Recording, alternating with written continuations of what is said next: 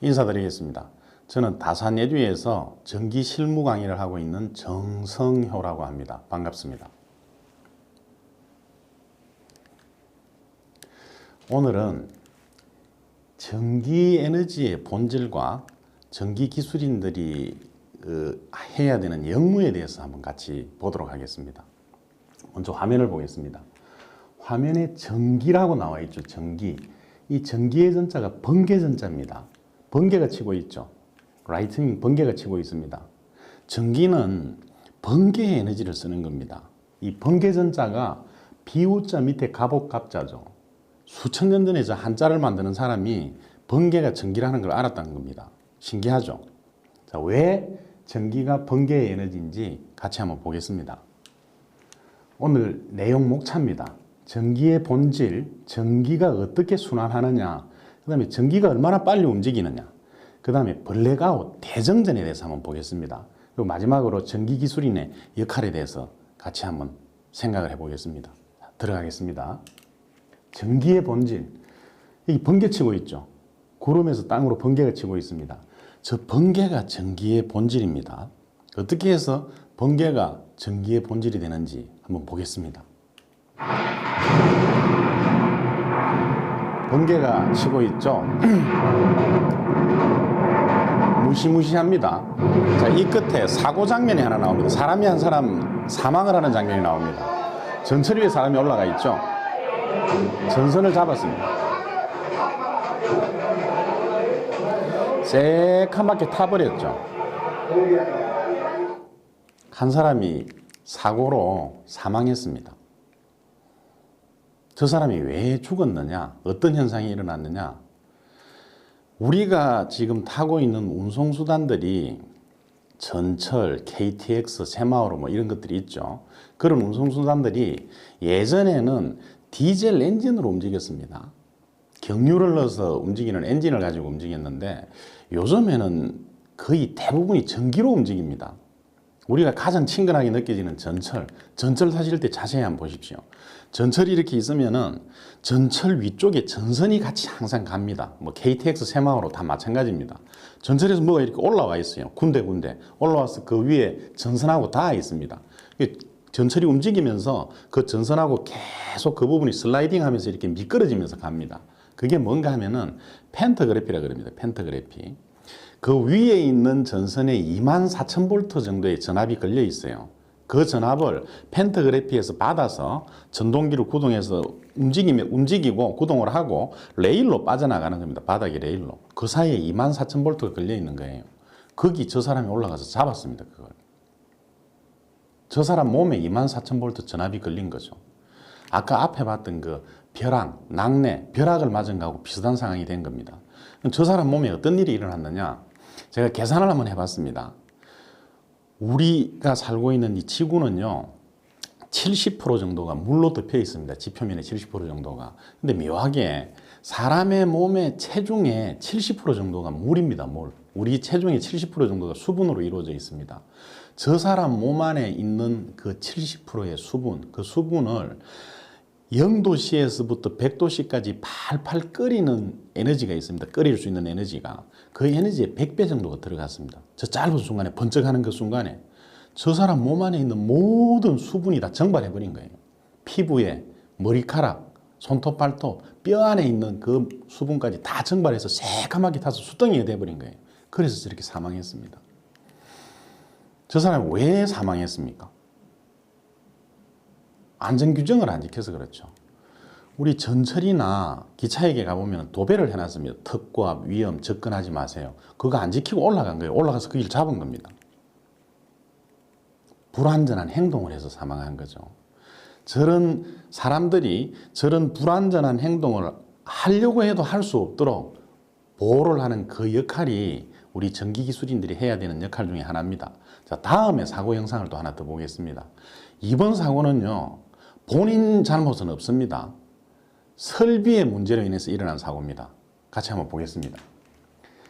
이게 1983년에 젊음의 행진이라는 아주 인기 프로그램이 있었는데요. 여기 송골매 그 그룹 사운드에서 이제 공연을 하면서 일어난 사고입니다.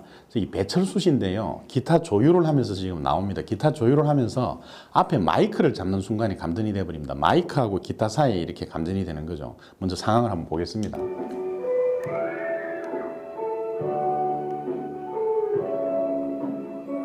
생방송 중에 일어난 일입니다. 이때 송승환 씨가 사회를 봤는데 뛰어나옵니다.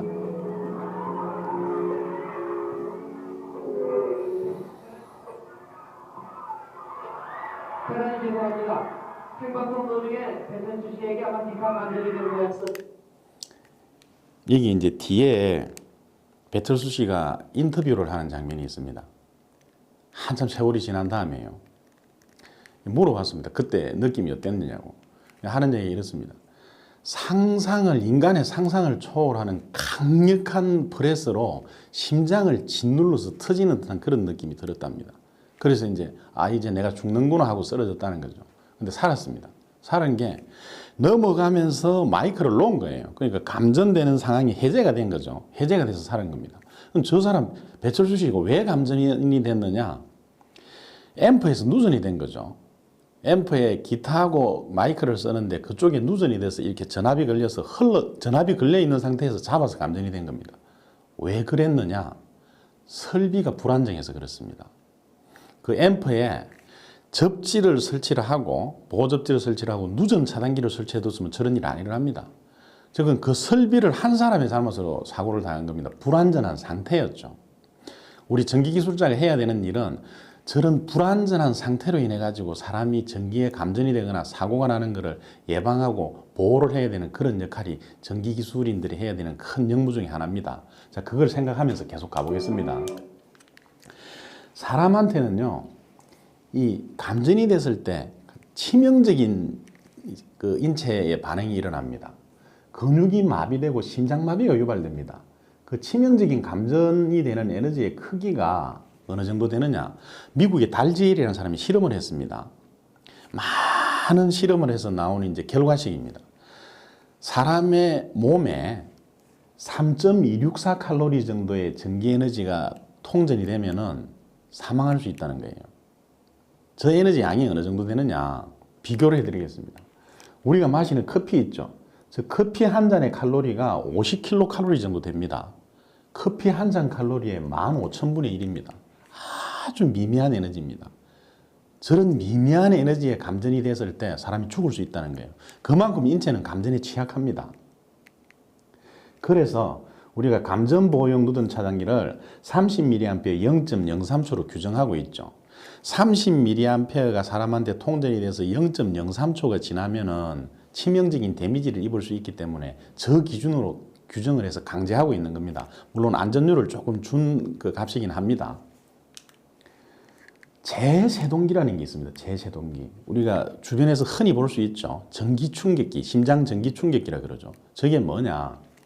사람이 감전이 되면은요, 심장마비가 옵니다. 심장마비. 그걸 심실세동이라 그럽니다. 우리 심장이 정상적인 경우에는 1분당에 70회 정도 이렇게 박동을 합니다.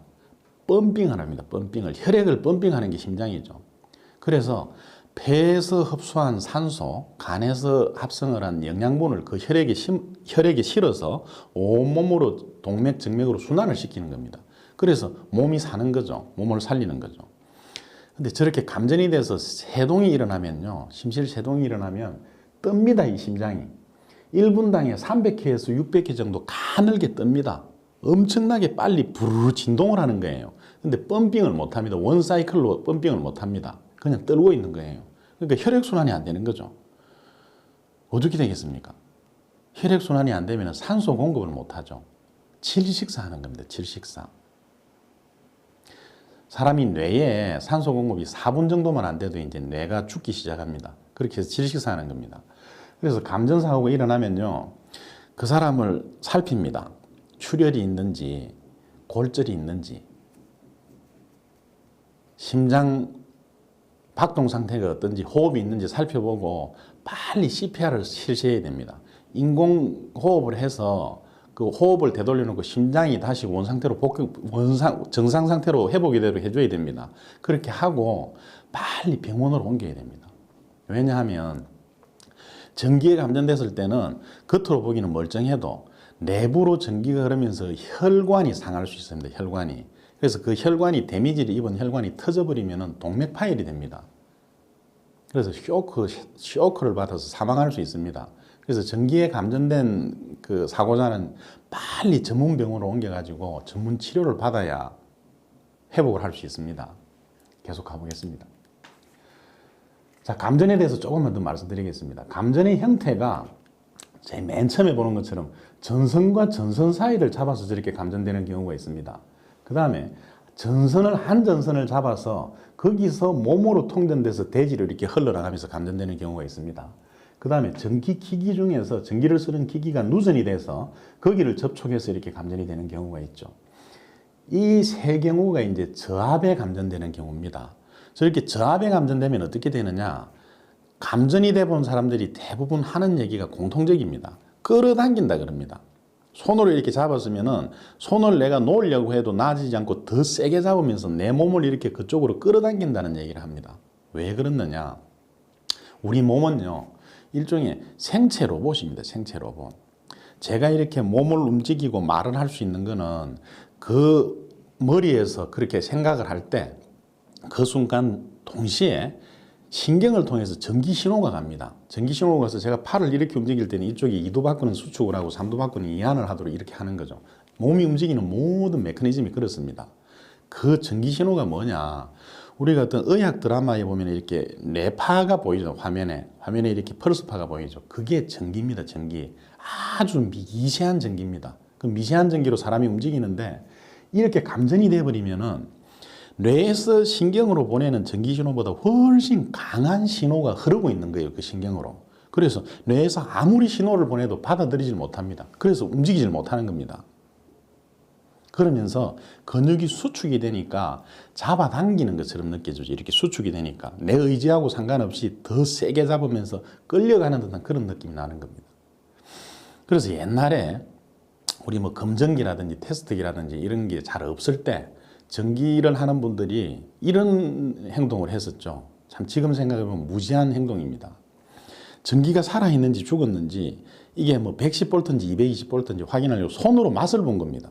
손을 대보는 거예요. 대보면 그 이제 느낌이 강도가 다르니까 손을 대면서 이제 그 선배들이 고3들이 이렇게 얘기합니다. 야, 이거 전기를 맛을 볼 때는 이렇게 건드리지 말고 손등으로 건드려, 손등으로. 그 얘기를 하는데 왜 그러느냐? 감전이 됐을 때 그 전기에 의해서 근육이 수축이 되니까 자동으로 떨어지는 거예요. 이쪽으로 잡으면은 잘못하면 붙들려 버릴 수 있으니까 이 손등으로 대라는 그런 얘기를 했던 거죠. 아주 옛날 일이고 요즘은 이제 검전기나 테스트기가 상용화가 됐죠. 검전기 가지고 찍어보면 됩니다. 검전기 가지고. 자, 이게 저압에 감전됐을 때의 어떤 그 성상인데 그러면 고압에 감전됐을 때는 어떻게 되느냐? 고압에 감전됐을 때는요, 튕겨납니다. 튕겨납니다.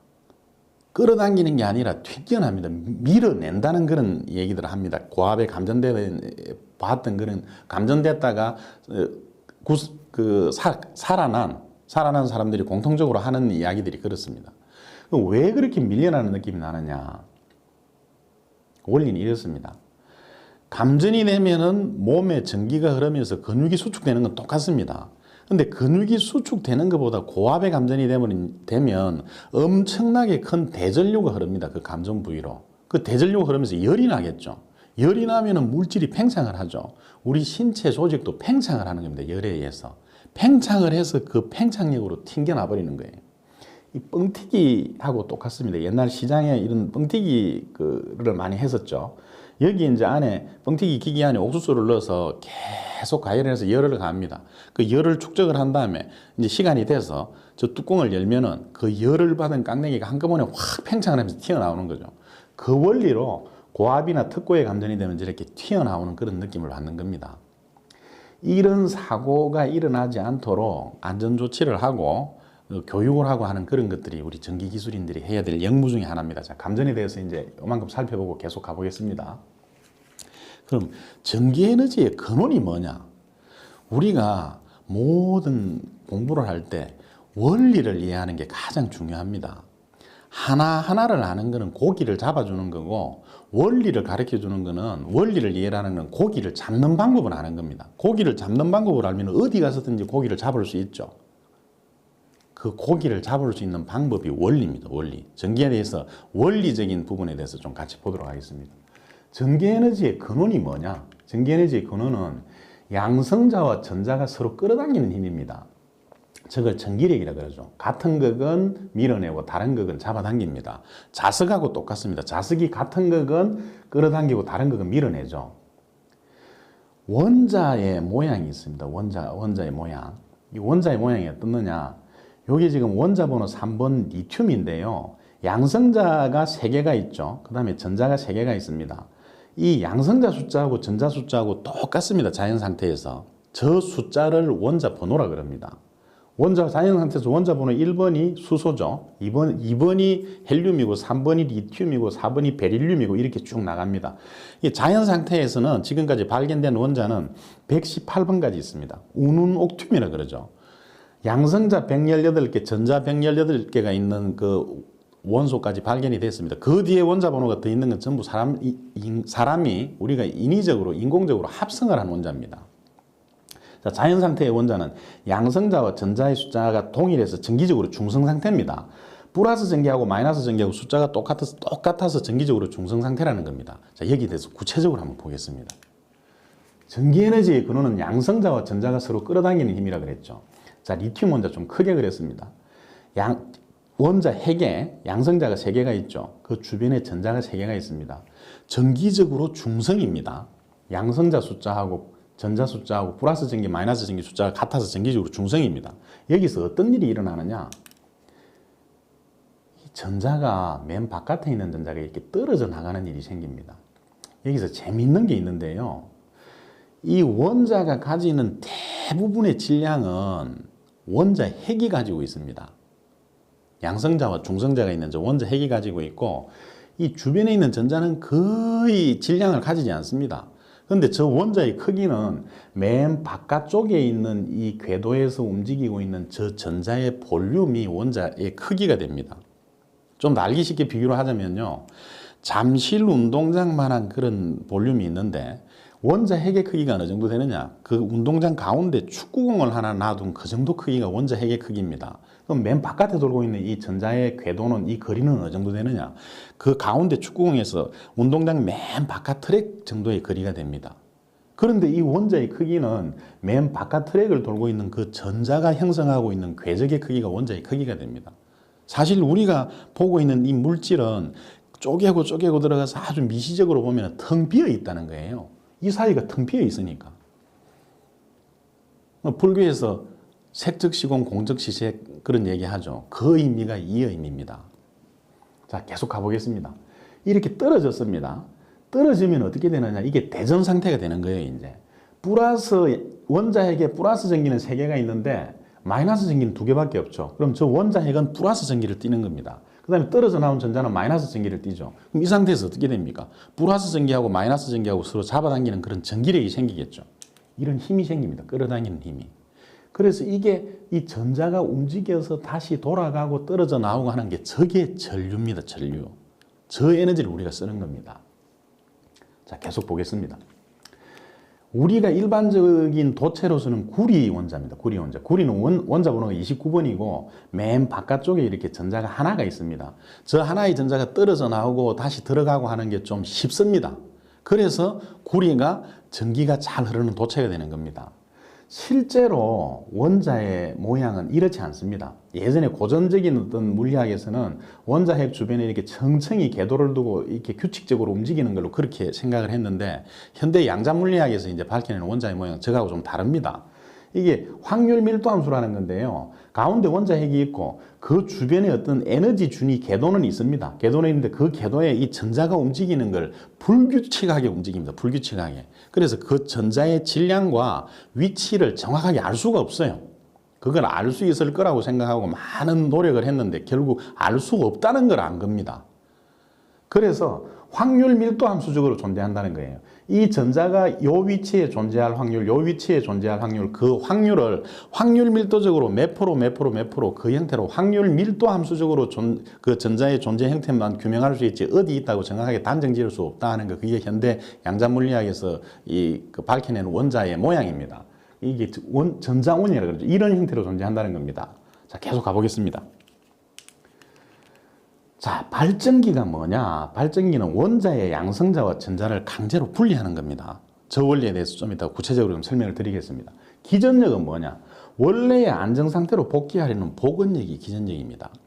우리 자연 상태의 그 섭리는요, 뭔가 불안정한 상태로 이렇게 분리가 됐을 때 다시 안정 상태로 돌아가려고 합니다.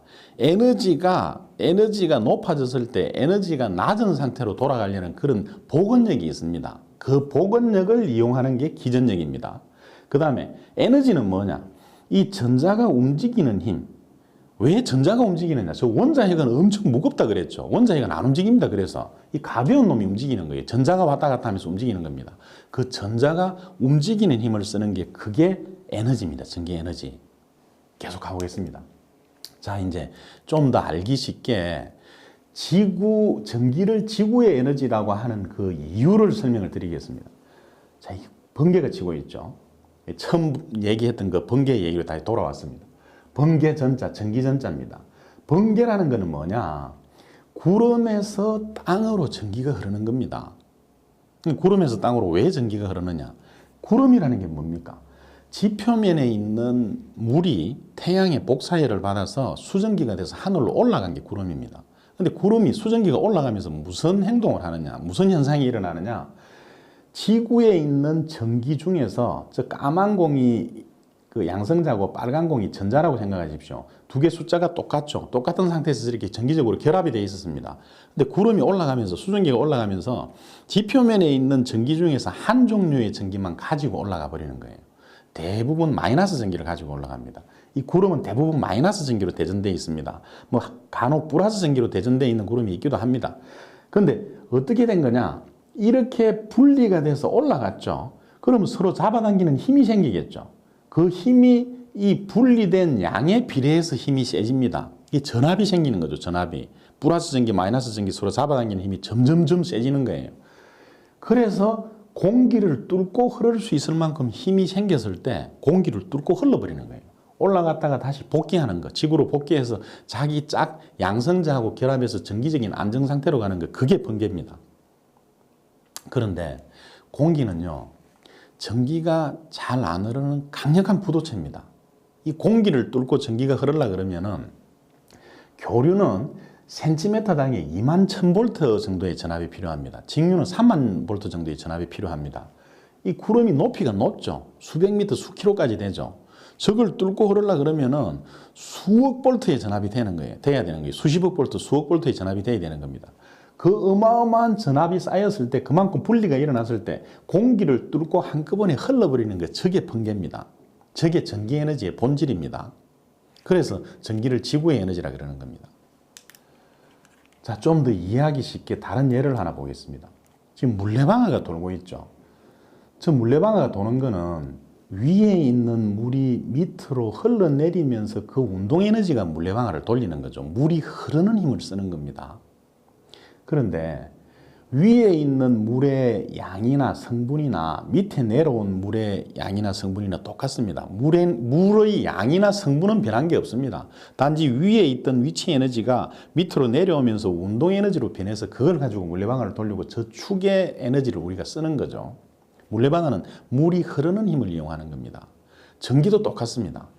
전기도 전기가 흐르는 힘을 쓰는 겁니다. 물이 아무리 많이 댐 위에 아무리 많이 분리되어 있어도 아무런 힘을 발휘하지 못하죠. 물을 흐르게 했을 때 힘이 나옵니다. 전기도 구름에 아무리 많은 전기가 분리되어 있어도 아무런 힘을 발휘하지 못합니다. 이걸 공기를 뚫고 전기가 흐를 때 그때 힘이 발휘가 됩니다. 자, 정리하겠습니다. 물레방아는 물이 흐르는 힘을 쓰는 거죠. 그 힘의 근원은 물의 높이차, 수위, 수압입니다. 전기는 뭐냐? 전기가 흐르는 힘을 쓰는 겁니다. 그 힘의 근원은 전기 전압차죠. 그걸 전기적인 위치 에너지, 전기적인 압력이라 그럽니다. 전압이 그렇게 나온 겁니다. 흐르는 힘을 쓰는 게 전기 에너지입니다. 계속 가보겠습니다. 물은 수위가 높은 곳에서 낮은 땅으로 흐르죠. 전기는 전위가 높은 곳에서 전위가 낮은 땅으로 흐릅니다. 누전된 전기는 전기의 위치 에너지가 낮은 땅으로 흐릅니다. 왜냐? 모든 전기는 지구에서 나온 거거든요. 지구에 플러스 마이너스 전기가 무수하게 결합이 돼서 안정을 이루고 있는데 거기서 떨어져 나와서 에너지가 높아진 게 에너지가 분리가 된 게 전기입니다. 그러니까 가장 전위가 낮은 데는 지구인 거예요. 지구. 그래서 지구로 돌아갑니다. 그게 전기 에너지의 본질입니다. 자, 그러면 전기 에너지의 본질에 대해서 이제 지금까지 봤으니 우리가 쓰는 전기가 어떻게 순환이 되는지 전기의 순환에 대해서 한번 보겠습니다. 번개가 치고 있죠. 분리된 전기가 흘러내리는 겁니다. 땅으로. 자, 좀 더 이해하기 쉬운 그림을 하나 그렸습니다. 저 왼쪽에 있는 게 지금 영광원자력 발전소입니다. 오른쪽에 여기는 광양제철소입니다. 전남 여수에 있는 그 전남 광양에 있는 광양제철소입니다. 이 광양제철소에서 전기를 쓰는데 영광원자력 발전소에 전기를 쓴다는 거죠. 자, 이렇게 됐을 때 발전소에서는 뭘 하느냐? 플러스 전기, 마이너스 전기를 저렇게 강제로 분리한다 그랬죠. 분리된 그 전기가 저기서는 합쳐지지 못하게 통제를 하고 이쪽으로 흐르게 한 거예요. 이쪽으로 흐르게 해서 이렇게 흘러가는 힘을 쓰는 게 광양제철소에서 에너지를 쓰는 겁니다. 저 발전소에서 나오는 전기하고 들어가는 전기가 똑같습니다. 아까 물레방아에 위에 있는 물의 양이나 성분이나 밑에 내려온 물의 양이나 성분이나 똑같다고 한 것처럼 발전소에서 나오는 전기하고 들어가는 전기가 양이 똑같습니다. 전기 에너지를 쓰는 건 이렇게 흐르는 힘을 쓰는 겁니다. 자, 그걸 다시 한번 인지를 하고 계속 가보겠습니다. 누전이 뭐냐? 발전소에서 플러스 마이너스 전기를 분리를 했죠. 분리를 해서 정해진 길로 흐르도록 통제를 하는 거죠. 그게 전선로입니다. 우리가 전선의 피복을, 절연 피복을 해서 바깥쪽으로 흘러나가지 못하고 그쪽으로 흐르도록 길을 만들어 놓은 게 전기 회로죠. 이게 회로를 만들어 놓은 거예요. 이 바깥에 까만 이 선이 절연 피복이라 생각하십시오. 이렇게 흐르게 했습니다. 정상적으로 이렇게 흘러가야 되는데 어딘가에서 피복이 손상이 된 거예요. 절연이 파괴가 된 겁니다. 그럼 이 전기가 새 나옵니다. 누전, 셀루자 전기전자죠. 리크 되는 겁니다. 리크. 저 리크된 전기는 어디로 가느냐? 땅으로 가버립니다. 땅으로. 왜 땅으로 가느냐? 자, 전기하고 물하고 비슷하다 그랬죠. 물을 생각해 보자고요. 저기가 인도양이 여기 태평양쯤 되죠. 인도양에서 펌핑을 해서 바닷물을 퍼올렸습니다. 그래서 물 배관을 통해서 이렇게 순환을 시켰습니다. 그런데 여기가 터져버렸어요, 배관이. 그러면 이 물은 흘러내려서 태평양으로 가버립니다. 왜냐? 자기가 원래 바다에서 나왔잖아요. 바다로 돌아가면 됩니다. 근데 태평양이나 인도양이나 바다로 연결되어 있잖아요. 그러니까 힘들게 이쪽 배관으로 안 가고 그냥 땅으로 바다로 흘러내려 버리는 거예요. 이게 누전입니다. 누전. 전선로에서 이탈한 누전 전기는 가장 쉬운 경로로 지구로 돌아갑니다. 땅이든 바다든 지구에서 나왔으니까 그 에너지는 자기 고향으로 돌아가는 거예요. 그래서 누전을 전기기술자들은 지락이라 그럽니다. 지락. 땅지자 떨어질 낙자 땅으로 떨어진다고. 그 누전 차단기가 ELB라 그러죠. Earth Leakage Breaker입니다. 땅으로 새는 것을 차단하는 차단기라는 겁니다. 계속 가보겠습니다. 자, 이제 본격적으로 전기에 대해서 한번 보겠습니다. 전기가 순환되는 루프를 그렸는데요. 발전소가 있죠. 발전소에서 발전을 해서 1차 변전소에서 전압을 성압을 하죠. 성압을 해서 초고압으로 성압을 해서 송전선로로 보내서 2차 변전소, 수용과 인근에 있는 2차 변전소에서 다시 받아서 전압을 낮춥니다. 낮춰서 배전전압까지 낮춰가지고 수용과로 보내주는 겁니다. 그래서 우리 수용과에서 쓰는 거죠. 전기 에너지가 전체적으로 이렇게 흐릅니다. 이렇게 순환이 됩니다. 자, 이제 좀 더 구체적으로 들어가서 발전소부터 한번 보겠습니다. 발전소. 우리 발전소 중에서 원자력 발전소를 보겠습니다. 모든 발전소의 원리는 똑같습니다. 근원적으로. 원자력 발전소를 이해하면 다른 모든 발전소를 이해할 수 있습니다. 우리나라의 발전소는요, 한국형 경수원자로입니다. 그 경수원자로 모양이 이렇습니다. 원자로가 있죠. 원자로 안에 원자로에서 그 핵 분열을 일으키죠. 저게 이제 E는 MC 제곱이라고 이제 아인슈타인이 그 발견을 하고 설명을 했던 식이죠. 저게 질량 결손 에너지입니다. 그러니까 1과 1을 이렇게 분리를 하면은 이 2를 1과 1로 분리를 하면 1과 1로 분리가 되는데 0.9, 0.9로 분리되는 거죠. 0.2가 사라진 거죠. 그 사라진 질량이 저렇게 에너지로 나오는 겁니다. 그 에너지를 이용하는 게 원자로입니다. 저기서 엄청난 열이 발산이 됩니다. 저 C가 광속이죠. 광속이라는 게 1초에 30만 킬로로 가는 엄청난 속도지 않습니까? 그 광속의 제곱의 질량 결손의 질량을 곱한 만큼 에너지가 나오니까 어마어마한 에너지가 나오는 거예요. 저 에너지가 열 에너지 형태로 나옵니다. 그 열 에너지 나온 거를 저기서 물을 끓입니다. 빨간 루프가 돌고 있죠. 저기에 경수를 씁니다. 경수. 경수는 뭔가 하면은 우리가 일반적으로 쓰는 그냥 물입니다. 일반 수소수 H2O. 그 경수를 쓰는 게 경수로고, 중수로는 이 중성자가 두 개, 원래 수소가 그 원자번호 1번이라고 그랬죠. 양성자 하나, 전자 하나, 중성자 하나, 그게 이제 일반적인 수소인데 중성자가 한 개 더 있는 거예요. 그럼 무거운 수소를 쓰는 겁니다. 무거울 중자입니다. 그 수소를 가지고 저 첫 번째 냉각제로 쓰는 게 중수로입니다. 중수로하고 경수로하고 차이가 뭐냐? 중수로 원자로에서는 플루토늄이 나옵니다. 원자로를 그 가동을 하고 난 다음에 플루토늄이라는 부산물이 나옵니다. 그게 핵무기의 원료가 되죠. 근데 경수로에서는 플루토늄이 나오지 않습니다. 핵무기의 원료가 나오지 않는다는 거죠. 우리나라의 원자력 발전소는 대부분 경수로입니다. 그런데 우리나라에도 저 중수로 발전소가 있습니다. 많지는 않지만은 중수를 이용하는 그런 발전소가 있긴 있습니다. 자, 다시 돌아가겠습니다. 첫 번째 저기서 경수냉각제로 한번 이렇게 냉각을 시켰죠. 저게 이제 원자로에서 핵분열이 일어난 그쪽에 저 물이 순환을 하면서 그 원자 핵분열 반응을 좀 늦추는 감속제 역할을 하고 거기 또 냉각을 하면서 열을 교환을 하는 겁니다. 열이 이렇게 흐르죠. 그러면서 두 번째 그 루프가 있습니다. 두 번째 루프를 하나 더 만들어 놓은 거예요, 이렇게. 그래서 저기서 나오는 첫 번째 순환하는 그 초고온의 전기가 초고온의 물이죠. 물이 두 번째에 있는 이 물을 돌립니다. 이 물을 끓여서 전기를 만듭니다. 초고압의 고온의 전기를 만들어서 그 전기를 가지고 터빈을 돌리는 거예요. 여기 이제 이 복수기라고 저 만들어진 전기를 급속도로 냉각을 시키는 겁니다. 냉각을 시키면 압력 차이가 생기겠죠. 그 열락 차이에 의해 가지고 압력 차가 생기는 그 압력에 의해 가지고 아주 전기가 고속으로 움직입니다. 그래서 발전소가 전부 해안가에 있는 겁니다. 여기 복수기에서 냉각을 시키는 이 물을 바닷물을 쓰는 거예요. 그래서 모든 발전소가 화력발전소, 원자력 발전소가 바닷가에 있는 겁니다. 이 형태로 이제 터빈을 돌리는 거죠. 이 터빈을 돌리는 기계적인 에너지를 발전기에 연결해서 발전기를 돌려서 전기를 만들어내는 게 그게 발전소입니다. 저 물을 끓이는 물을 끓이는 형태를 석탄이나 석유를 쓰면 그게 화력발전소입니다. 그 다음에 뭐 LNG를 쓰면 LNG 발전소죠.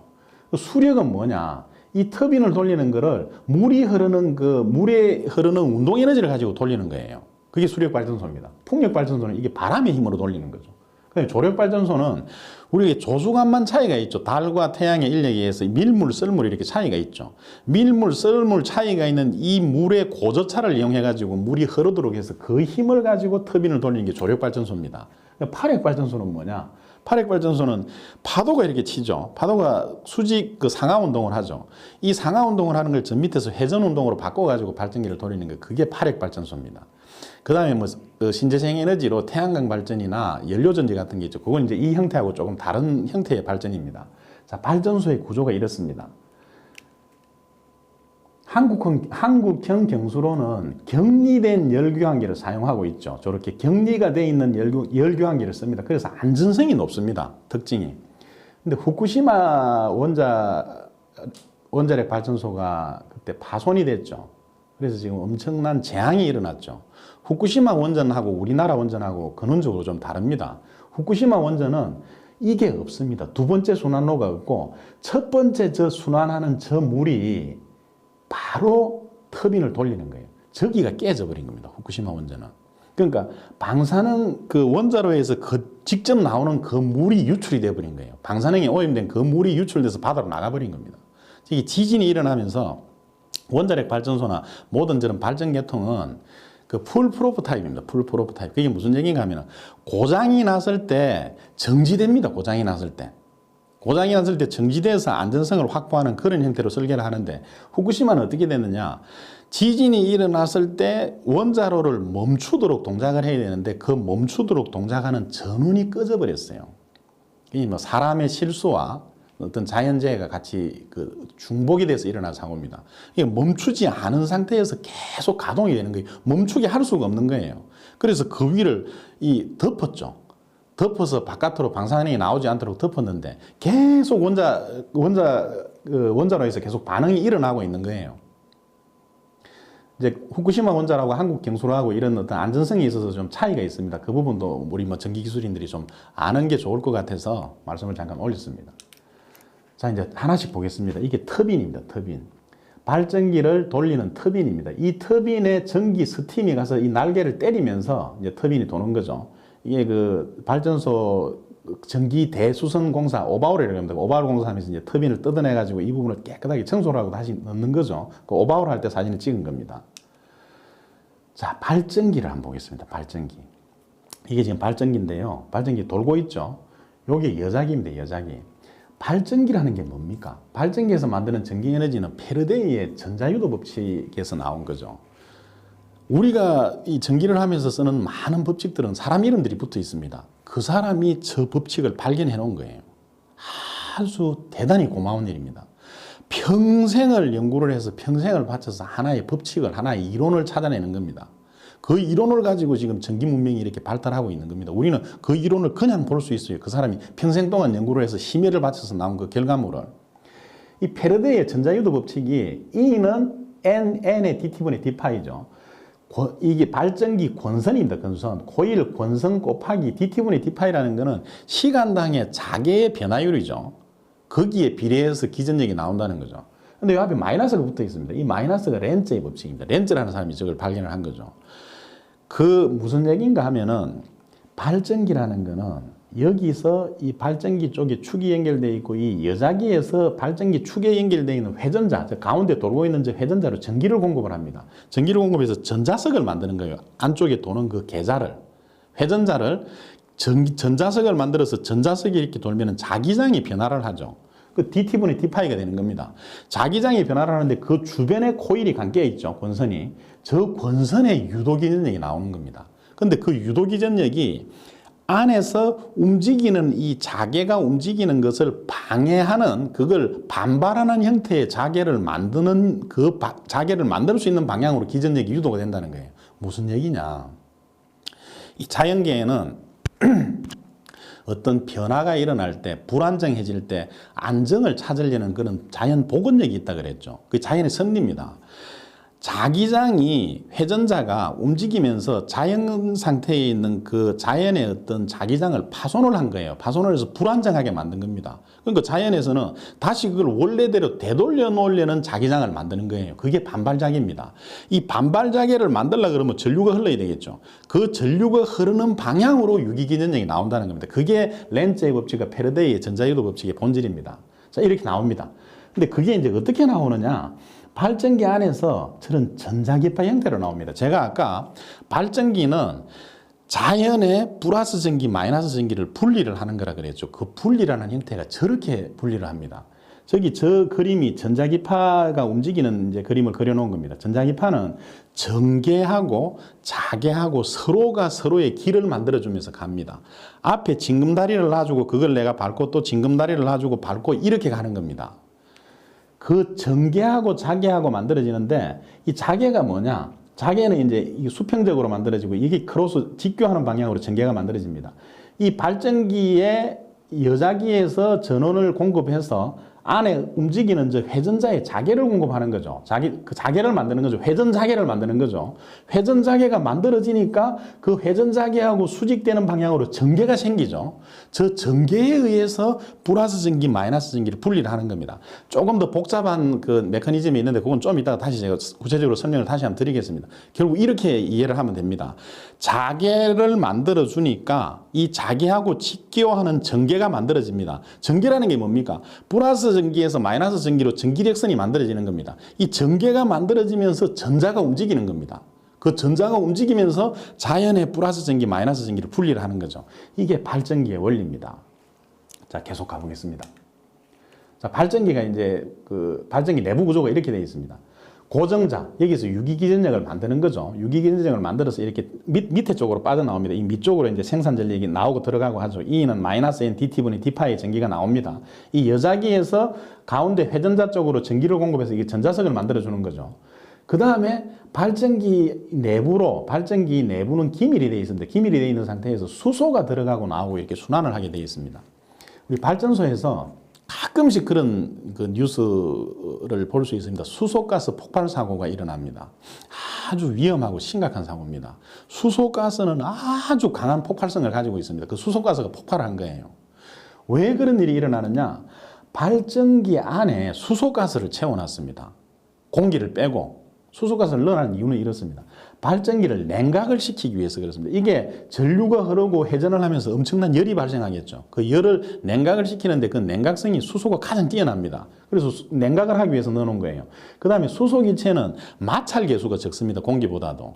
우리 공기가 이렇게 아무 힘이 없는 것 같지만 엄청난 그 부력을 엄청난 밀도를 가지고 있습니다. 이 밀도에 의해서 빠른 속도로 움직일 때는 그 밀도가 엄청난 반발력을 방해를 하게 돼요. 마찰력의 형태로. 수소가 마찰 계수가 작기 때문에 발전기가 도는 게 공기 중에서 도는 것보다 훨씬 자연스럽게 돌 수 있습니다. 그래서 수소를 씁니다. 그 다음에 산소하고 결합하는 게 산화죠. 산화 부식이죠. 산소가 공기 중에 산소가 있잖아요. 공기를 빼고 수소를 넣음으로써 산소가 없으니까 녹이 슬지 않습니다. 이 원리에, 이 이유에 의해서 발전기 안에 이제 수소가스를 넣어 놓는 거죠.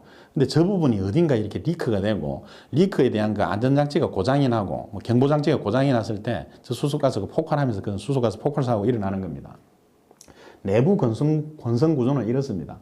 이게 이제 회전자개를 만들어주는 그 회전자개고요. 회전자고, 바깥에 이게 이제 고정 전기자입니다. 이게 돌면서 dt, d파이 그 시간에 대한 자개 변화율을 만들어주면서 바깥쪽으로 이제 기전력이 유도가 돼서 이쪽으로 나오는 겁니다. 자, 발전기의 구조는 이렇습니다.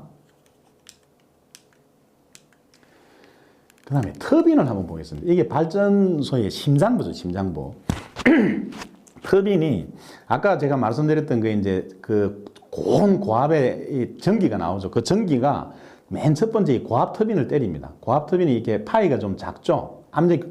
전기 압력이 높으니까 저 고압 터빈을 한번 때리고 그 전기가 나와서 저압 터빈, 중압 터빈, 저압 터빈을 이렇게 때리면 여기 중간 정도 압력, 이건 이제 압력이 낮은 전기로 돌릴 수 있는 터빈이죠. 이렇게 대부분 3번 때립니다. 3번. 전기가 이렇게 순환을 하면서 3번을 때려서 터빈을 돌려줍니다. 터빈을 돌리고 거기에 발전기가 연결되어 있죠. 이 발전기 그 가운데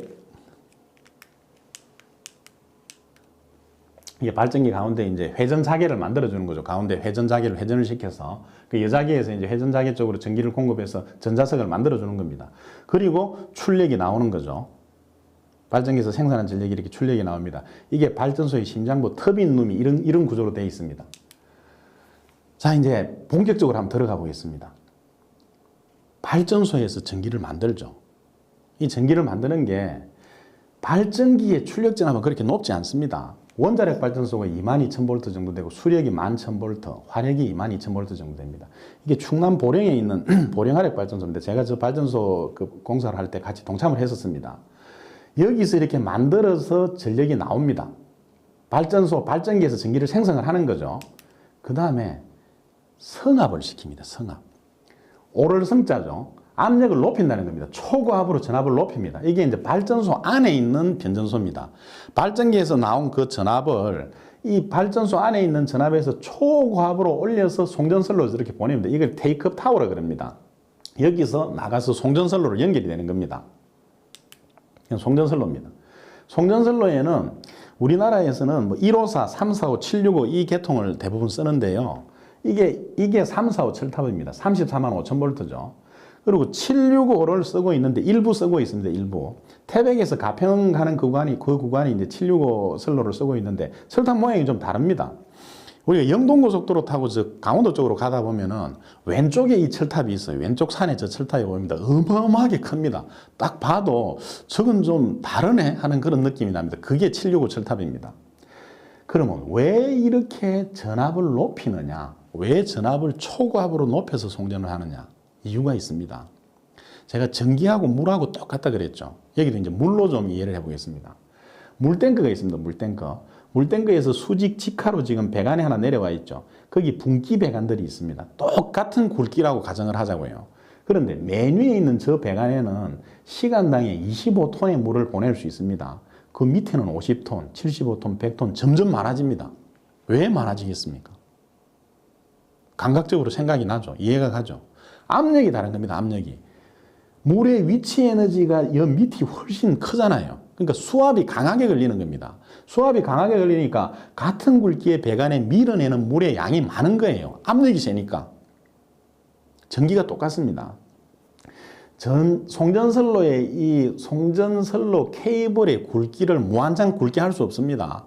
어떤 풍압이라든지 여러 가지 구조적인 강도를 유지해야 되기 때문에.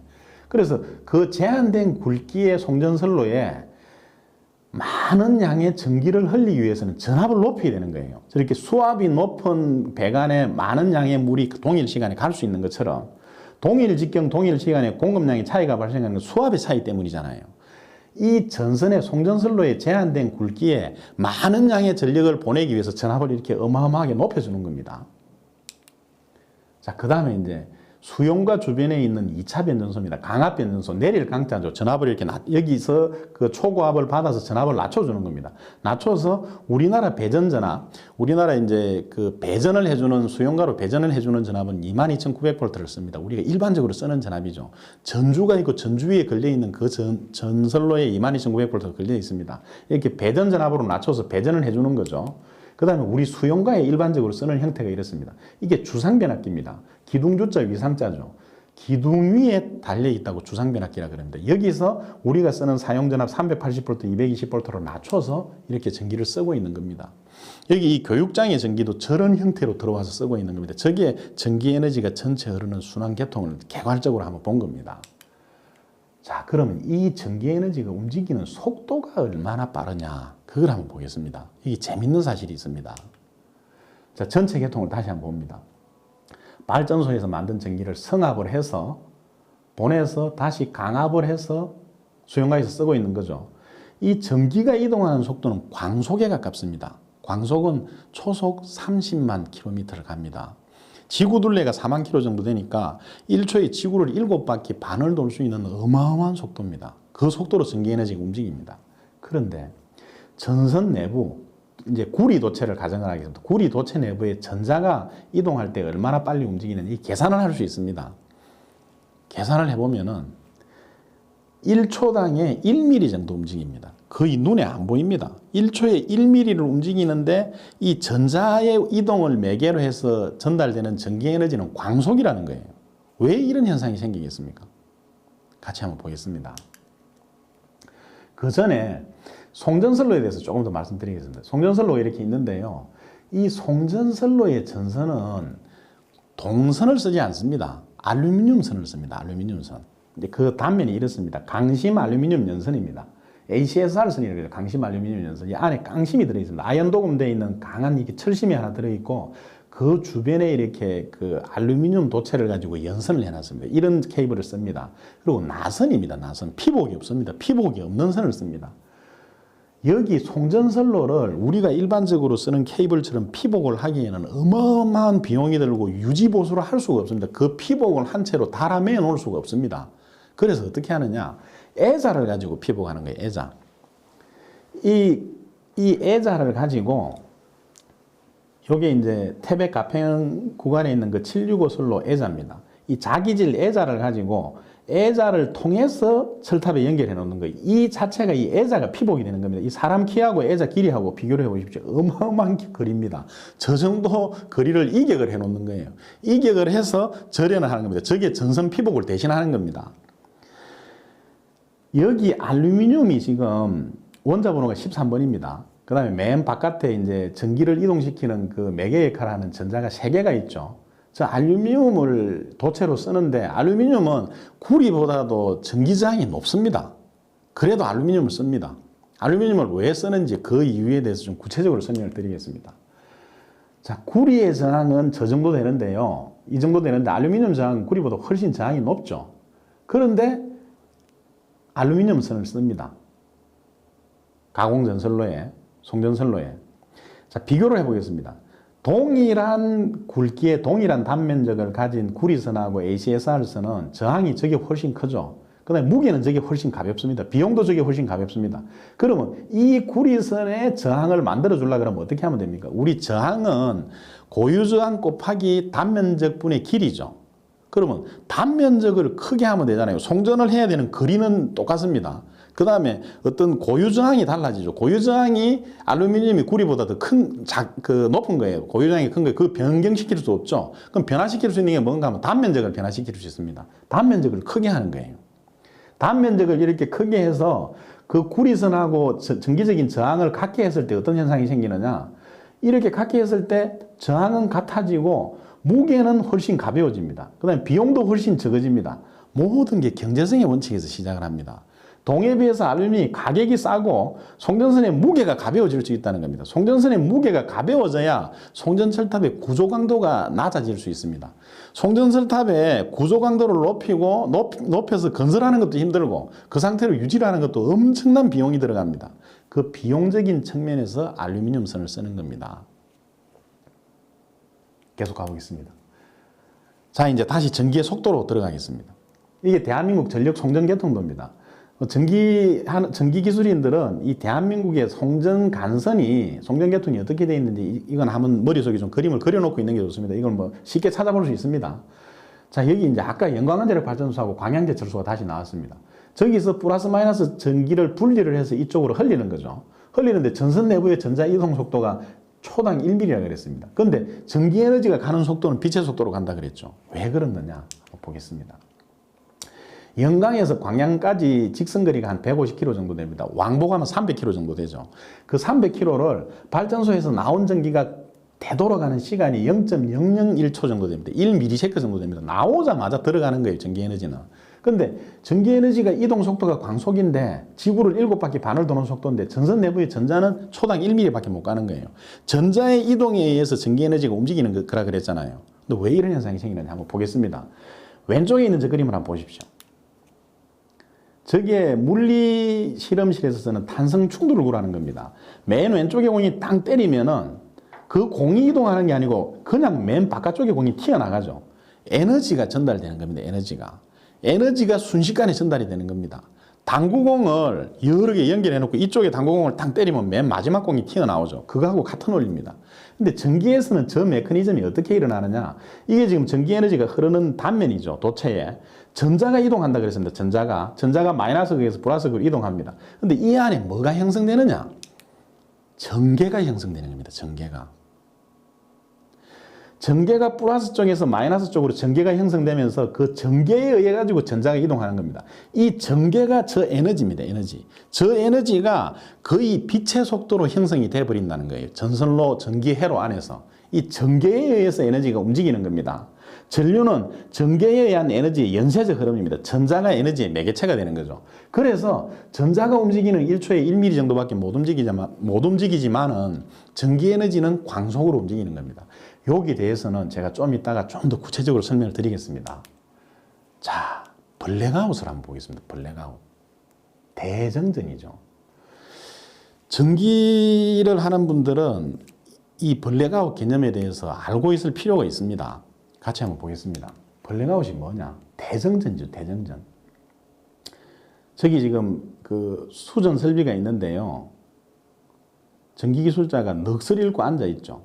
저 블랙아웃이 되어버리면요. 할 수 있는 게 없습니다. 전기기술자들이 할 수 있는 게 없습니다. 그 대표적인 사례를 보면은 2003년 8월 달에 미국에서 대정전이 한번 일어났죠. 요 부분에서, 이 지역에서 일어났습니다. 이게 이제 야간에 사진을 찍은 건데, 위성사진을 찍은데 새까맣게 죽었죠. 이 부분 전기가 죽은 거예요. 3일 정도 정전이 됐는데 12조 정도의 손실이 났고 엄청난 일들이 일어났습니다. 거의 재난이 일어났어요. 재앙이 일어났습니다. 재앙이. 그 지역에. 그리고 올해 9월 달에, 2018년 9월 달에 일본 홋카이도에 정전이 일어났습니다. 지진이 일어나면서 그 홋카이도에 있는 발전소 하나가 서버렸습니다. 서면서 그 주변 발전소가 연쇄적으로 서버린 거예요. 왜 연쇄적으로 발전소가 섰는지 그 부분에 대해서는 제가 다음에 말씀드리겠습니다. 1.5일 정도 정전됐는데 1조 3천억 정도의 피해가 났습니다. 그리고 엄청난 다른 부가적인 그런 손실이 있었죠. 자, 발전기로 다시 돌아가겠습니다. 저 블랙아웃을 이해를 하려고 그러면 발전기를 봐야 됩니다. 발전기가 터빈에서 이 발전기를 돌리는 거죠. 발전기 회전자가 돌면서 회전자계를 만들고 고정 전기자로 이제 그 전기 에너지를 유도를 해서 이렇게 빼선다 그랬습니다. 거기에 이 전자기파가 있죠. 전자기파가 전개가 수직으로 이렇게 가고 거기 수직으로 전개가고 수평으로 자개가 이렇게 만들어집니다. 전개와 자개가 서로 길을 만들어주면서 가는 게 저게 전자기파입니다. 그 발전기에서 발전을 하는 원리는 뭐냐? 전개가 수직으로 생기고 자개가 수평으로 생깁니다. 이게 전자기파입니다. 자, 이제 발전기에서 발전하는 원리에 대해서 구체적으로 한번 보겠습니다. 우리 자연계에는요, 복원력이라는 게 있다 그랬죠. 안정복원력이. 이 발전기 회전자에 여자기에서 전기를 공급해서 회전자를 자석을 만듭니다. 전자석을. 그 전자석을 만드는 전자석을 회전을 시킵니다. 그러면 이 자기장이 변화를 하겠죠.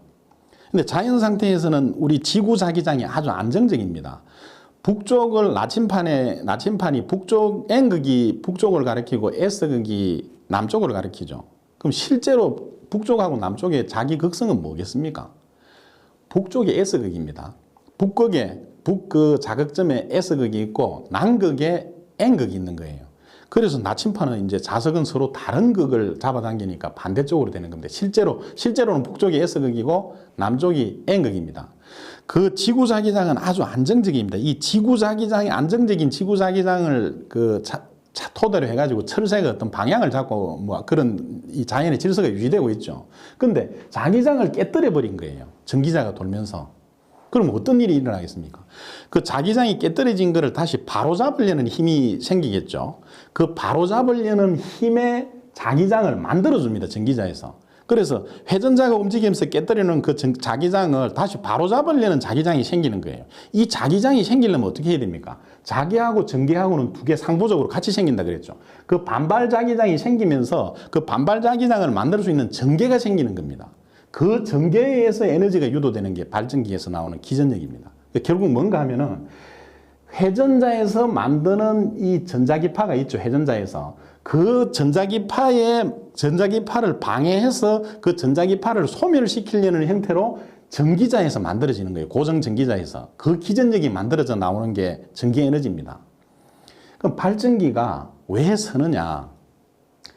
이 발전기가 돌고 발전기가 에너지를 만들어내는 거는 가운데 회전자가 움직이면서 변화시킨 그 시변 자기장, 그 시변 자기장을 반발하려는 그 자기장이 고정 전기자에서 생기면서 그게 두 개가 평형을 이루면서 전기가 만들어지는 겁니다.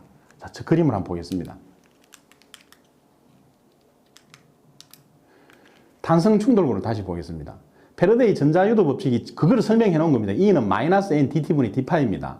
저게 자기장에 회전자가 움직이면서 변화시키는 그 자기장에 반발하는 기전력이 저렇게 생긴다는 거죠. 그런데 여기서 한번 생각을 해보겠습니다. 회전자가 움직이면서 만들어내는 이 자기장이 있습니다. 이 자기장에 반발하는 자기장이 생기면서 서로 이렇게 균형을 이루어서 저렇게 움직이고 있는 거죠. 저렇게 만들어지는 겁니다. 저런 탄성 충돌구의 형태로 발전기가 운영을 하면서 전기에너지가 나오는 겁니다. 그런데 여기서 한쪽의 힘이 더 강해져 버리면 어떻게 되겠습니까? 탄성 충돌구가 저렇게 때리면 저쪽이 때리면 이쪽이 튀어나왔다가 다시 이쪽이 때리면 저쪽이 튀어나가야 되는데 저쪽이 때릴 때 이쪽이 다시 때려버리는 거예요. 반대쪽으로. 그럼 서버리겠죠. 힘이 충돌을 해서 서버립니다. 그게 발전기 블랙아웃 되는 겁니다. 블랙아웃. 자, 그 원리에 대해서는 뒤에 다시 제가 설명을 드리겠습니다. 발전기는 자기하고 전개가 상호 균형을 유지하는 상태에서 운영을 하는 건데 발전기 생산 전력보다 과전력이 소모되면 균형이 깨지는 겁니다. 나가는 전기, 이쪽에 발전기 전기자에서 고정자에서 나가는 전기가 이쪽 전기가 과부하로 인해 가지고 발전기가 생산하는 전력보다 많을 때 반대쪽으로 때리는 힘이 생기는 거예요. 그래서 동기탈조라는 게 일어납니다. 그래서 발전기가 서버리는 거예요.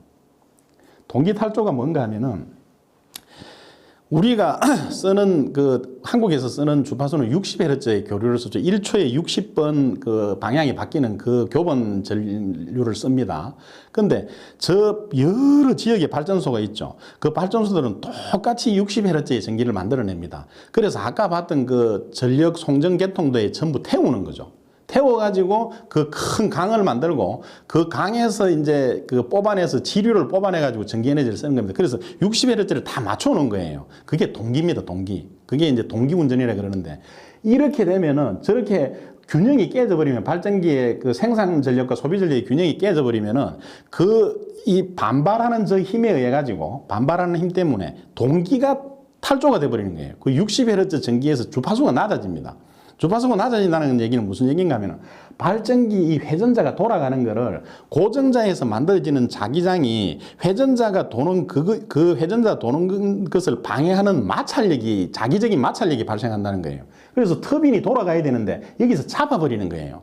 브레이크 작용을 하는 겁니다. 고정자에서 전기자에서. 그럼 어떻게 되겠습니까? 터빈이 깨지겠죠. 터빈이 어마어마한 압력을 받아서 이렇게 돌아가는데 터빈에 저 돌아가는 저항은 기계적인 저항은 거의 없습니다. 그래서 발전기 아주 정밀한 기계공학이 들어가는 게 터빈 저 축에 돌아가는 그 힘이 저 거대한 터빈이 거의 마찰력이 없이 돌아갈 수 있도록 그렇게 만들어 놨습니다. 그런데 이 터빈이 돌아가야 되는데 그렇게 자연스럽게 이게 고정자에서 자기적인 반발로 인해 가지고 브레이크를 잡아버리는 거예요. 그러면 그 강한 압력이 터빈을 때리는데 못 돌아가면 이 터빈의 압력을 받게 터빈이 깨져버립니다. 그 깨지는 걸 방지하기 위해 가지고 발전기가 서버리는 거예요. 비상전기가 돼버리는 거예요. 그럼 어떻게 되겠습니까? 발전기가 서버립니다. 고장정지가 됩니다. 그러면 한 지역의 발전기가 서버리잖아요. 한 발전소가. 아까 홋카이도 대정전이 그렇게 일어난 건데 여기 발전소가 죽어버리면은 부하를 분담을 하고 있었어요. 쓰는 수용과의 부담을. 근데 여기가 죽어버리니까 다른 발전소의 부담이 커지는 거죠. 그러면서 연쇄적으로 죽어버리는 거예요. 발전기가 연쇄적으로 서버리는 거예요. 그래서 대정전이 일어나는 겁니다. 그럼 정전이 일어나면은 다시 발전기 돌려서 전기를 공급하면 되지 않냐. 이제 그렇게 생각할 수 있겠죠. 근데 발전소가 한번 죽으면요. 다시 돌리는데 엄청난 시간이 걸립니다. 그리고 발전소를 돌리는 데는 전력을 공급받아야 됩니다. 외부에서. 그 테이크업 타워, 이게 이제 스타트업 전류라 그러는데 스타트업 전기라고 그러는데 바깥에서 전기를 받아서 발전기 여자를 시키고 발전기 구동을 해서 돌렸을 때 스타트를 해서 돌아가면서 전기가 나오는 거죠. 그 스타트를 시키는데 전기가 필요합니다. 근데 전기가 다 죽어버렸으니까 전기를 받을 데가 없죠. 그러면은 엔진 발전기를 써가지고 전기를 순차적으로 하나씩 살려가야 됩니다. 그게 시간이 엄청나게 걸립니다. 3일에서 10일 정도 걸릴 수 있습니다.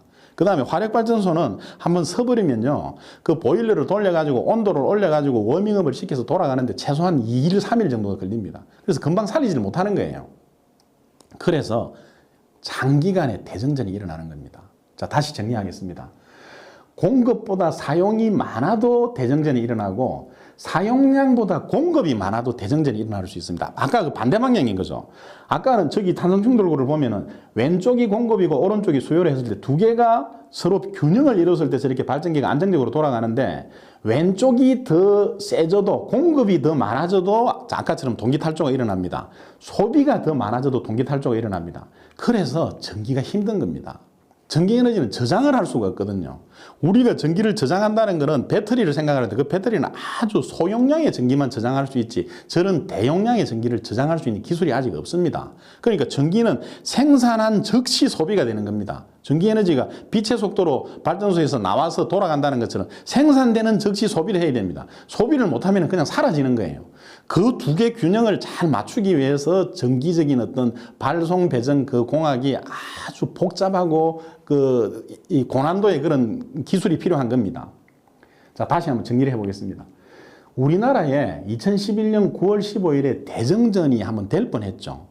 저때 전력 예비율이 거의 제로로 내려가서 강제정전을 시켰습니다. 강제정전. 통보 없이 그냥 강제정전을 시켜버렸어요. 안전해서. 그래서 대정전이 일어나지 않고 그 고비를 한번 넘었습니다. 전력 공급 예비율이라는 게 있습니다. 저게 뭐냐 하면은 추가로 공급 가능한 전력을 최대 부하 전력으로 나눈 겁니다. 지금 예를 들어서 2011년 9월에 저때 무슨 일이 있었는가 하면은 최대 부하 전력이 7,500만 kW였어요. 근데 공급 가능 전력이 334만 kW였습니다. 4% 정도 되죠. 4%. 저게 전력 공급 예비율 여유율이 4% 정도 된 거죠. 저기서 더 내려가면은 대정전이 일어날 수 있습니다. 그러니까 강제로 순환 정전시켜버린 거예요. 여기 정전시키고 여기 정전시키고. 그래서 대정전이 안 일어나고 발전소가 스톱을 안 하고 넘어갔습니다. 저 고비를 한번 넘고 나서 그 뒤에 이제 발전소를 많이 짓고 했죠. 근데 지금 2018년 11월 현재 이게 이제 전력거래소 들어가 보면 이 자료가 있습니다. 최대 수요 전력이 7,070만 킬로 정도 되는데 우리가 쓰고 있는 게 여유 공급률이 1,772만 킬로와트가 됩니다. 25% 정도 여유율이 있습니다. 지난 여름에 올해 여름에 7% 정도까지 내려갔었죠. 폭염이 오면서 위험한 고비를 한번 넘었습니다. 이 여유율은 10% 정도, 10% 이상 확보하는 걸 이제 그 기준으로 운영을 하려고 하고 있습니다. 근데 저게 뭐가 문제냐? 전기는 생산을 하는 즉시 소비를 한다 그랬죠. 근데 이게 그 생산하고 소비하고 밸런스가 맞지 않으면은 발전기 고장 정지를 한다 그랬잖아요. 발전기가 강제 정지가 돼서 대정전이 일어날 수 있다 그랬죠. 이 두 개를 항상 맞춰줘야 됩니다. 맞춰줘야 되는데 그 맞추는 게 엄청나게 힘든 겁니다. 100만 킬로와트 예비율을 만들기 위해서는 2조 원 정도가 소요된다는 겁니다. 지금 25% 정도 지금 여유율이 있죠. 예비율이 34조 원 정도를 추가로 부담하고 있는 겁니다. 34조 원을 들여가지고 예비 전력을 스탠바이 하고 있는 거예요.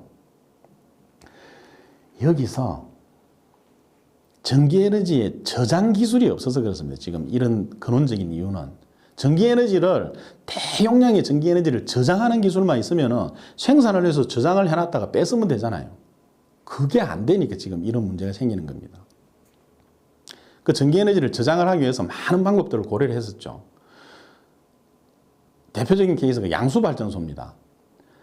양수발전소, 수력발전소죠. 위에 댐에서 물을 흘러내리면서 그 흐르는 운동에너지로 발전기를 돌려가지고 전력 생산을 합니다. 낮에 전기를 많이 쓸 때는. 그리고 밤에 전력 수요가 줄어들죠. 공장 가동이 다 죽으니까. 공장에서 대용량의 전기를 쓰니까. 그 여유 전력을 가지고 와가지고 거꾸로 돌리는 거예요. 발전기를 거꾸로 돌려서 양수기로 쓰는 겁니다. 그래서 밑에 이제 그 저수조를 만들어 놓고 이 물을 퍼올리는 거예요. 퍼올려가지고 위로 다시 저장을 하는 겁니다. 그래서 또 다음날 전기를 많이 써야 될 때는 그 물을 흘러내려가지고 발전을 하고 이런 형태의 양수발전소죠. 아주 효율이 떨어집니다. 효율이 떨어지면 그렇게라도 저 잉여 전력을 저장을 해보려고 시도를 했던 거죠. 저 말고 뭐 빙충렬 시스템이라든지 이런 여러 가지 우리 전기 기술인들이 적용을 하고 있는 방법이 있는데 아직 획기적인 그런 방법이 없습니다. 그게 우리가 개발을 해야 될 하나의 과제로 생각할 수 있습니다. 아주 중요한 과제입니다. 자, 정지발전소 재가동하는데 발전기 기동전력이 필요하다 그러죠. 기동전력이 있을 때는 한 3일 정도면 재가동이 되는데 기동전력이 없으면 한 7일 정도 걸립니다. 그럼 이렇게 대정전이 되면 어떤 일이 일어나느냐 한번 보겠습니다. 병원에 한번 생각해 보세요. 병원 응급실하고 중환자실은 전기가 없으면 거기 있는 사람들 아주 치명적인 상황이 됩니다. 전기에 의해 가지고 모든 의료기기가 돌아가고 있잖아요. 생명 유지장치가 돌아가고 있잖아요. 그게 서버리는 거예요. 병원에 비상발전기가 있지만 비상발전기가 전기를 공급할 수 있는 데는 한계가 있습니다. 그 다음에 지하철, 승강기 다 멈춰버립니다. 땅 밑에 다 갇혀버리는 거예요. 엘리베이터 안에 갇혀서 못 나옵니다. 그 다음에 교통, 물류 다 마비돼 버립니다. 신호등이 안 되죠, 일단. 그 다음에 물류가 움직이질 못합니다. 대혼란이 일어납니다. 통신 다 죽어버립니다, 통신. 배터리를 가지고 어느 정도 쓸 수는 있겠지만 저렇게 장기간에 정전이 되면은 통신 다 두절돼 버립니다. 연락이 안 되는 겁니다. 냉난방, 뭐 여름 같으면 냉방, 겨울 같으면 난방이 다 죽어버리죠. 그 다음에 냉동창고에 보관되어 있는 그 어마어마한 물류들이 어마어마한 그 냉동식품이나 어떤 그런 그 상할 수 있는 그런 물질들이 다 상해버리는 거예요. 다 썩어버리는 겁니다. 그래서 상하수도 다 끊겨버립니다. 물을 쓰지도 못하고 하수도 나가지 못해서 하수가 역류를 합니다. 농수산 양식장에 그 고기 양식장에 기포 발생기를 가지고 산소를 넣어줘야 살죠. 그게 멈춰지면 다 폐사해버립니다. 화재, 불이 납니다. 저렇게 대정전이 되면요, 여러 가지 위험한 상황이 발생해서 화재가 납니다. 그 화재가 나도 그 소방을 할 수 있는 시스템이 가동이 안 됩니다. 치안, 안보 붕괴돼 버립니다. 지금까지 대정전이 일어났던 그런 도시에서 공통적으로 일어났던 일입니다. 치안이 붕괴돼 버립니다. 약탈이 일어나고 완전히 이 재앙의 상태가 돼 버립니다. 그 도시가. 이만큼 위험합니다. 대정전이. 여기 대해서 전력기술인들이 좀 전기기술인들이 개념을 좀 가지고 있어야 됩니다. 저런 일이 일어나지 않도록 잘 운용을 하고 보호를 하는 거, 그게 전기기술인들이 해야 될 일 중에 하나죠. 자, 그럼 전기기술인의 역할이 뭐냐? 이제 마지막으로 한번 보겠습니다. 최종 정리하겠습니다. 전기는 지구의 에너지라 그랬죠. 지구 전체에 같은 양의 플러스 마이너스 전기가 결합 상태로 안정 상태로 있다 그랬습니다. 자연 상태에서는. 근데 번개가 뭐냐? 전기의 원형인 번개는 지구 전기가 자연 상태로 분리 재결합되는 겁니다. 자연 상태에서 구름으로 분리가 됐다가 어느 정도 전압이 공기 절연을 뚫고 흐를 수 있는 힘이 되면은 번쩍하고 내려와서 다시 플러스 전기, 마이너스 전기가 합쳐져서 안정 상태로 돌아가는 게 그게 번개입니다. 근데 이 번개의 형태는 일시적이고 통제 불가능한 불안정한 에너지입니다. 번개를 통제할 수가 없습니다. 어디로 떨어질지 모릅니다.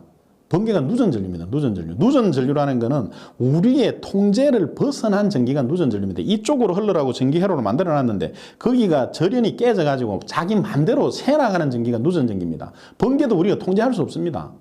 번개를 통제할 수 있는 게 피레침을 세워서 그 피레침으로 낙뢰를 유인을 해서 그 피레침의 전기를 받아서 땅으로 흘려주면서 주변을 보호해주는 거 그거 이상 뭐 할 수 있는 게 별로 없습니다.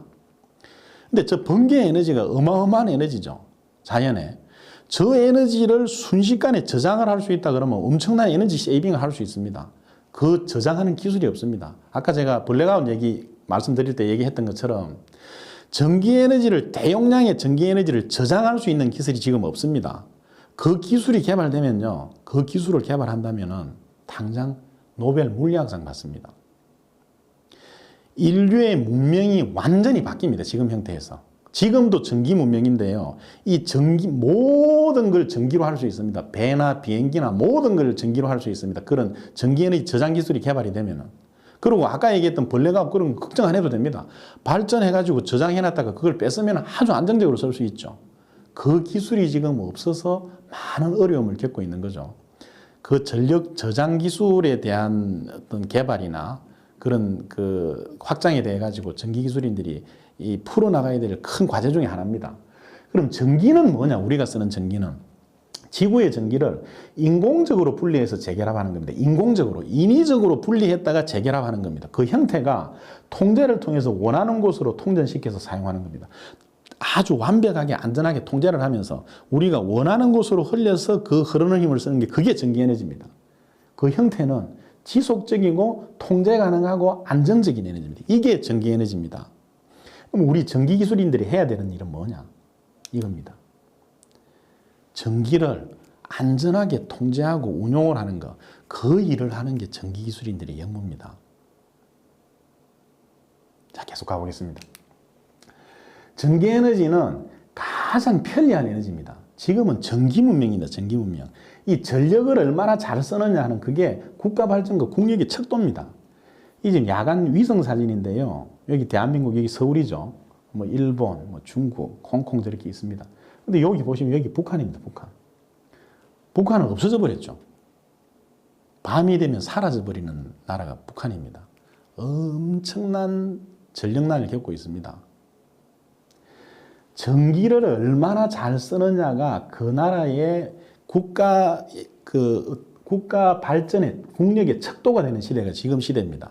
그 전기 에너지를 잘 운용하고 통제하고 활용하는 게 전기 기술인들의 역무고, 전기 기술인들의 역무는 앞으로 점점 더 확장되고 넓어질 겁니다.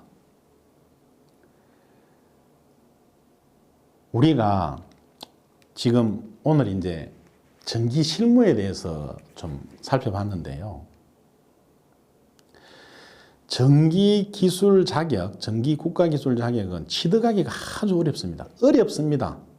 눈에 보이지도 않고 들리지도 않고 소리도 없는 그 추상적인 학문에 대해 가지고 머릿속에 개념을 잡아야 취득할 수 있는 자격입니다.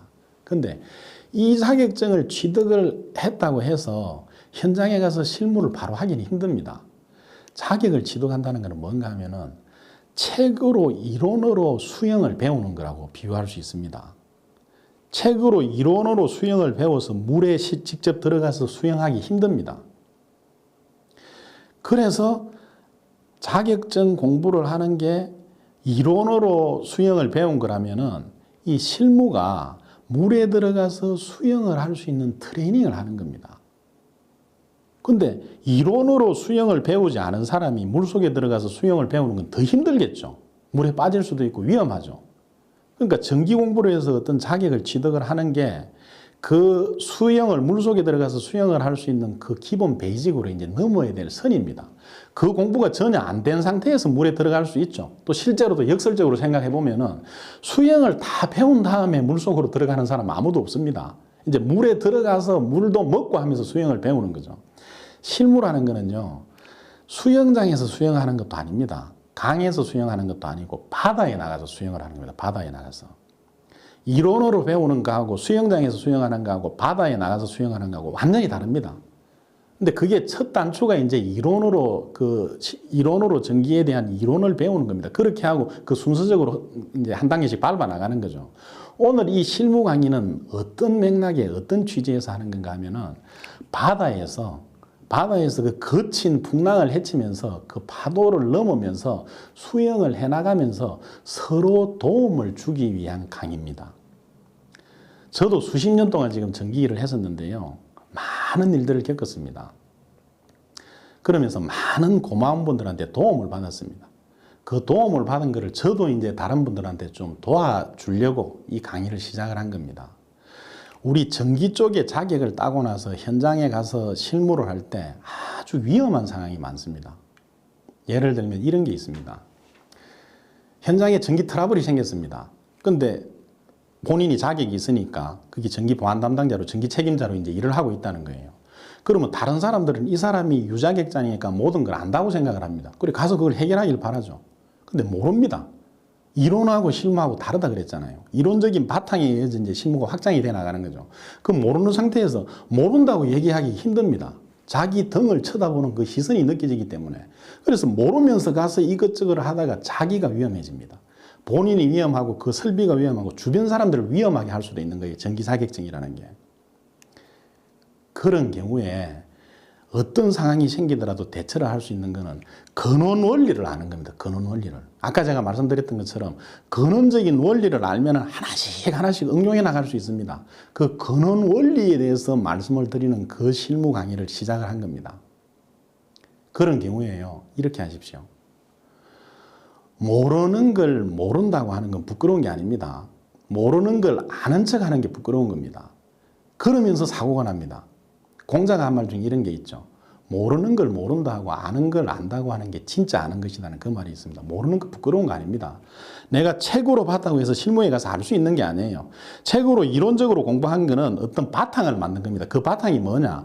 어떤 문제가 생겼을 때 내가 어디에서 그걸 봤네 하는 그 기억만 할 수 있어도 됩니다. 그래서 가서 책을 찾아보면 됩니다. 그리고 그 경험 있는 선배들한테 물어가지고 그걸 익혀나가면 됩니다. 그래서 실무 능력이 늘어나는 겁니다. 그래서 바다에 온갖 폭풍우가 치는 그런 바다에서도 수영을 할 수 있는 능력이 길러지는 겁니다. 그 능력이 좀 길러질 수 있도록 그런 도움을 저도 좀 드리려고 이 강의를 시작을 했습니다. 앞으로 하나씩 꼭지를 만들어서 도움이 될 수 있도록 풀어나가도록 하겠습니다. 경청해 주셔서 감사합니다. 고맙습니다.